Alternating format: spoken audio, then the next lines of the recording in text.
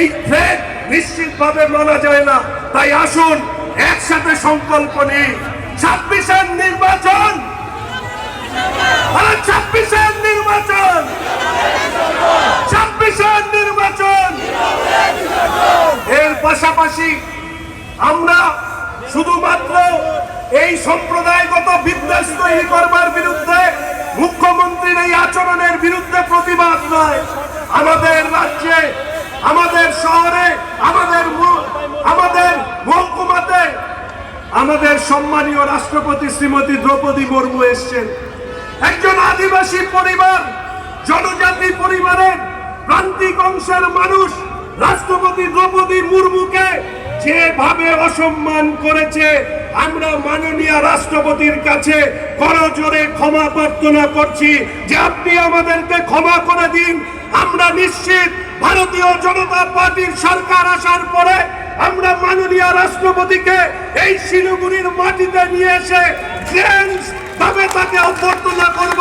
আজকে কথা আমরা বলতে চাই, ভারতীয় জনতা পার্টি বারংবার বলেছে 5 বছর আমাদেরকে সুযোগ দিন, 5 বছর ডাবল ইঞ্জিনের সরকার, ওপরে মাননীয় প্রধানমন্ত্রী নরেন্দ্র মোদীর আশীর্বাদ নিয়ে আমাদের রাজ্যে আমরা ভারতীয় জনতা পার্টির সরকার তৈরি করব এবং 5 বছরের মধ্যে দিয়ে আমরা এই রাজ্যের উন্নয়নকে পাল্টে দেব।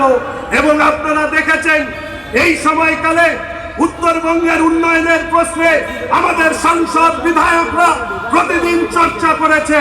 আমাদের পাশে আপনারা দেখবেন বর্তমান রোডে একটি আরবি তৈরি করবার সময় আজকে দীর্ঘদিন ধরে পড়ে আছে, আর চোখের সামনে স্বাধীনতার পরবর্তী সময় থেকে আমরা যখন ছোট থেকে বড় হয়েছি, এই দার্জিলিং মোড়ে যানজটের সমস্যা আজকে আগামী 3-4 মাসের মধ্যে সমস্যার সমাধান হতে চলেছে।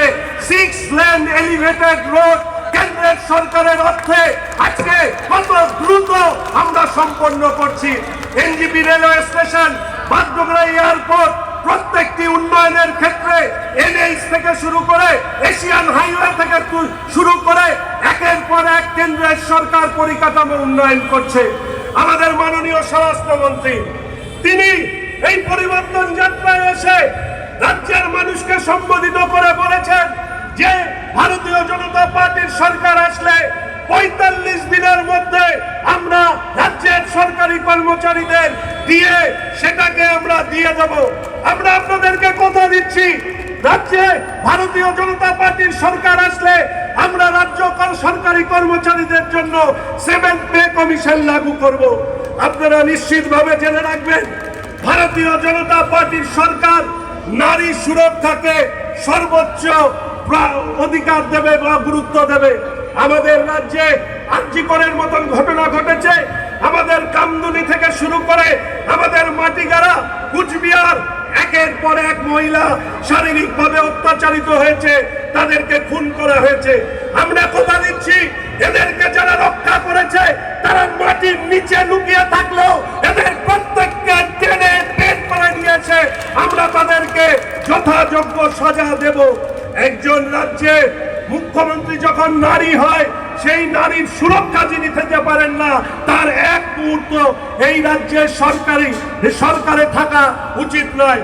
আমাদের রাজ্যে বিশেষত উত্তরবঙ্গে আপনারা দেখেছেন আদিবাসী সমাজের উপর, মহিলাদের উপর আক্রমণ হচ্ছে, আদিবাসীদের জমি লুট করে নেওয়া হচ্ছে। এই ল্যান্ড জিহাদের বিরুদ্ধে, ল্যান্ড জিহাদের বিরুদ্ধে আমাদের লড়াই চলবে। তাই আমি আপনাদেরকে বলতে চাই,